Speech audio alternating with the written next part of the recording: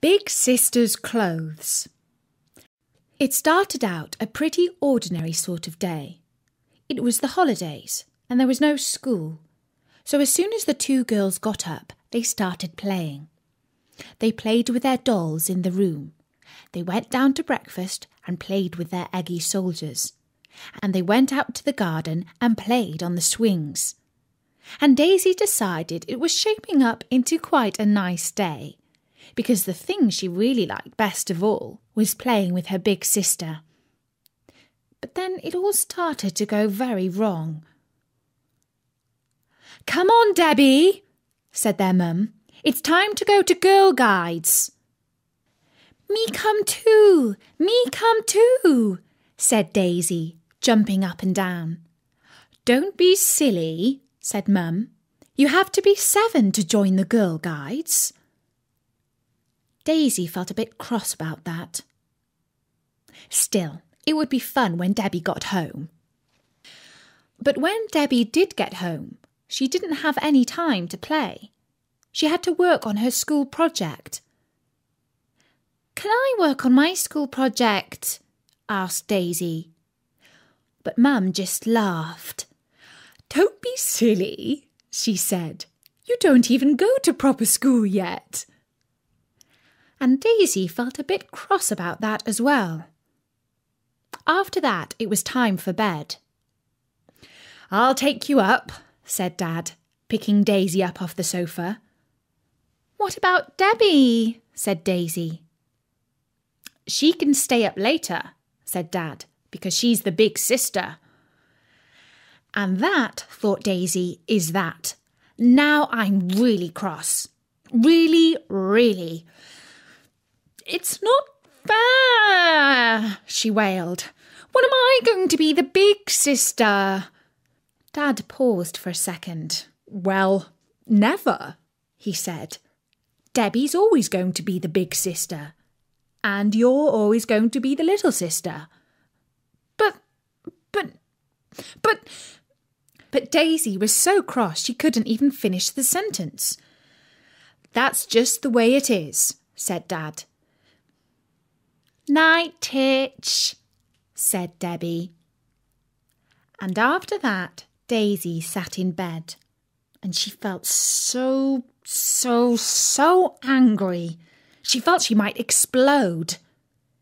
"Never to be the big sister," she thought to herself. "It's just not fair." She was about to close her eyes when suddenly she saw a fairy at the bottom of her bed. "Who are you?" she asked. The fairy skipped across to Daisy's pillow. "I'm the Age Fairy," she said. "The Age Fairy?" asked Daisy. "What's that?" And then it dawned on her. Can you help little sisters who really want to be big sisters?" The fairy nodded, but only if they really want to. "I really do," said Daisy. Really. And so the fairy skipped into the wardrobe. She waved her wand, and then she pointed to a red dress. "I've turned that into Big Sister's clothes," she said. "Just put on that dress, and suddenly you'll be the big sister, and Debbie will be the little sister." And then the fairy vanished. And as she closed her eyes and went to sleep, Daisy was wondering what it might be like to be the big sister for a change. She was a bit frightened, but also excited, because big sisters seemed to have so much fun.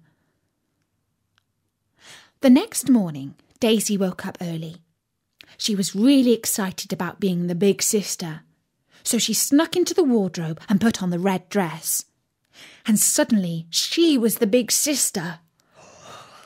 "Oh my gosh," she said. "This is so amazing." She whirled around a little bit.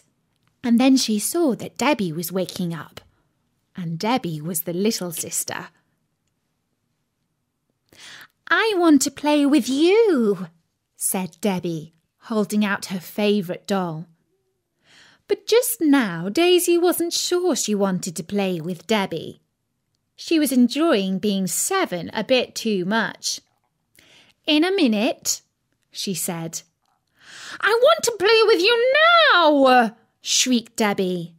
And then Dad walked into the room, carrying a cup of coffee and a newspaper. And Debbie was crying and crying about how she wanted to play with her big sister and stamping her foot and going bright red in the face. "Well, just play with her for a bit, will you, Daisy?" said Dad. But Daisy didn't really want to. "But, Dad—" "Great, thanks," said Dad, walking out of the room. And so Daisy had to play with her little sister just to cheer her up. "Daisy! Daisy, where are you?" shouted Mum, running into the room. "What?" said a startled Daisy. "You haven't taken the dog out," shouted Mum. "She's barking and barking." So Daisy put on her coat and walked outside with the dog. But the dog was quite strong and was pulling her this way and that, and she was feeling quite cold. So she was relieved when she got inside, because she was really hungry now and needed some hot breakfast. "Sorry," said Debbie when Daisy arrived at the table. "I thought you'd gone out, so I ate your eggy soldiers."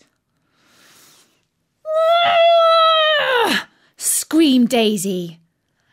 "Now, don't argue, girls," said Mum. "But she ate my breakfast," shouted Daisy. "Well, she's only small. She can't help it," said Mum. "I'll get you some muesli instead." "I don't like muesli," grumped Daisy. "Well, you have to eat it because you're a big girl and you have to eat healthy foods."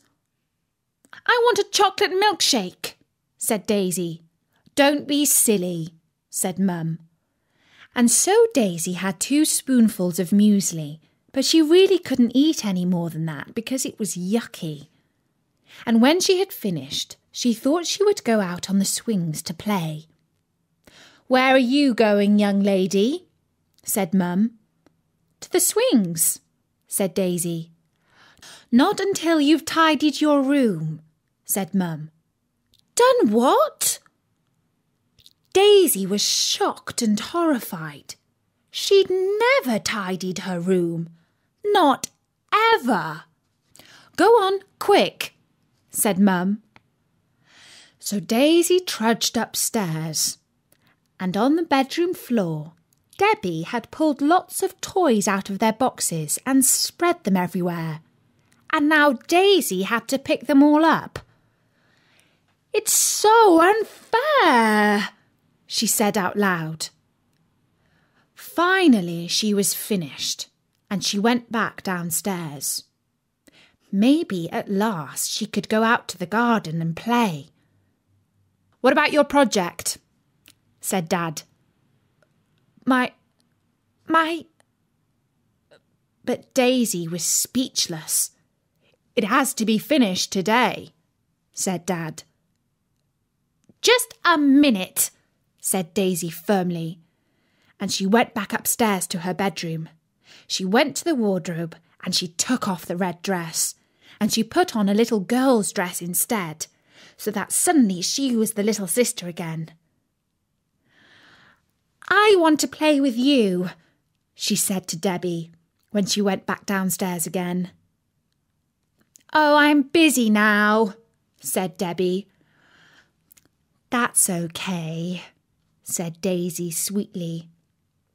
"I'll go and play in the garden by myself." She played by herself for the rest of the morning and decided that being the little sister wasn't so bad after all.